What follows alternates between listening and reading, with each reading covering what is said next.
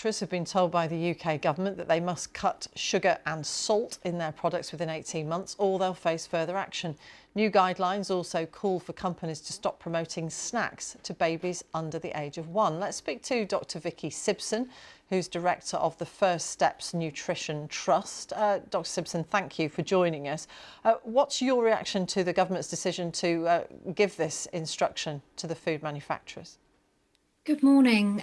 So we welcome the publication of these voluntary guidelines today. They've been a long time coming. The government first consulted on them 5 years ago.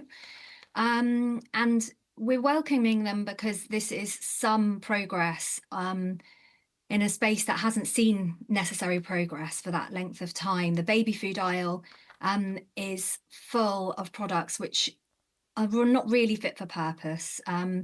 Not nutritionally appropriate, a lot of the times not age appropriate, and yet marketed as healthy, good choices for babies and young children, and they're widely used. However, there are two main issues. One is the fact that they're voluntary, and history tells us that voluntary measures really don't work. So there's a lot of just goodwill of, we've got to just expect the industry are going to react to these, and I don't hold out a great deal of hope that they will address everything in them. And the second thing is that they're not really as comprehensive and stringent as we would have liked to have seen. So the WHO sets out comprehensive recommendations to regulate the baby food aisle, and the guidelines only cover some of those recommendations from the WHO. What do you say in response, though, to what the manufacturers said when the BBC put the research to brands, that these products are intended as a complementary part of a child's diet, not as an actual meal necessarily in itself? So I think the comments there are coming from manufacturers of baby snacks and what they call as the market as finger foods, because one of the recommendations that has made it into the guidelines has been for manufacturers not to label these baby snacks for use under 12 months.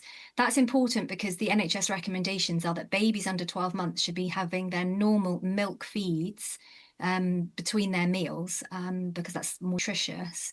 So some of the industry reactions to this have said, oh, we're not marketing them as snacks. They're meant to be used with meals. So just bear in mind, these look like little packets of crisps. And actually, if you go into their online web shops, if you try and buy them from the supermarkets, they come under the snack category. Parents say they use them as snacks. There's even published research that shows that they are used as snacks. So I think it's disingenuous of the companies to say that they're meant to be used at meal times when they're actually very much not used just at meal times. They are given between meals, and that's displacing the real nutritious foods that babies. Dr. Vicky Sibson, fascinating to talk to you. Thank you very much for your insights. Vicky Sibson there from First Steps Nutrition Trust.